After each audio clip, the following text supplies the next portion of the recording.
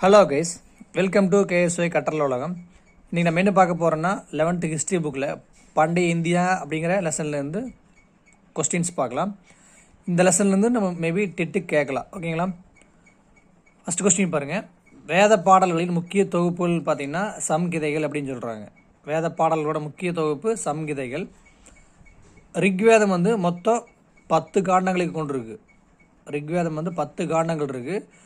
அது ஃபஸ்ட்டு இயர்லேருந்து பார்த்திங்கன்னா 2லேருந்து 7 வரைக்கும் எழுதியிருக்காங்க. பிற்காலத்தில் 1, 8, 9, 10 எழுதியிருக்காங்க. அடுத்தது ஆரண்யகங்கள் அப்படின்னு என்னென்னு பார்த்திங்கன்னா காடுகளில் வாழக்கூடிய முனிவர்கள் ரகசியமாக மேற்கொள்ள வேண்டிய மந்திர சடங்குகள் குறித்த குறிப்புகள் தான் ஆரண்யகங்கள் அப்படிங்கிறாங்க. அடுத்தது சாமவேதம்னா இசைப்பாடல், யஜுர்வேதம்னா சடங்குகள் பாடல்கள், அதர்வவேதம்னா மாயமந்திரம். ஓகேங்களா? அடுத்து ஒரு பாக்ஸ் கொஸ்டின். கருப்பு சிவப்பு வண்ண மட்கலன்கள் மனித எலும்பு சான்றுகள், இரும்பு பொருட்கள் இதெல்லாம் இங்கே கண்டுபிடிச்சிருக்காங்கன்னா தமிழ்நாட்டில் கிருஷ்ணகிரி அருகில் உள்ள வடமலை குண்டாங்கிற பகுதியில் தான் கண்டுபிடிச்சிருக்காங்க. ஓகேங்களா? கருப்பு சிவப்பு வண்ண மட்கலன்கள், மனித எலும்பு சான்றுகள், இரும்பு பொருட்கள் இதெல்லாம் கிடச்சிருக்கு. அதே மாதிரி குத்துக்கள் பார்த்திங்கன்னா ஒரு பழமையான குத்துக்கள் திருப்பூர் மாவட்டம் சிங்காரிபாளையம் கொந்தளம் அருகே கிடச்சிருக்கு. அப்போ குத்துக்கள் கொந்தளத்தில் கிடச்சிருக்கு திருப்பூர் மாவட்டத்தில். உப்பார் நதிக்கரையில் பண்டைய கால மனிதர்களின் வாழிடங்கள் இருந்ததை சுட்டி காட்டுறாங்க. ஓகேங்களா? நெக்ஸ்ட்டு தமிழகத்தில் பெருங்கற்கால அகழ்வாய்விடங்கள் 1876 ஆண்டியூர் ஜாகர் அப்படிங்கிற ஆதிச்சநல்லூர் அகழ்வாய்வு பண்ணியிருக்காங்க.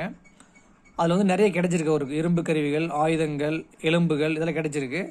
அது என்ன பண்ணிட்டாருன்னா அவர் என்ன பண்ணுறாரு, போகிறப்ப எடுத்துகிட்டு போயிட்டார். அது இப்போ எங்கே இருக்குதுன்னு பார்த்தீங்கன்னா பெர்லின் அருங்காட்சியகத்தில் இருக்குது. ஓகேங்களா?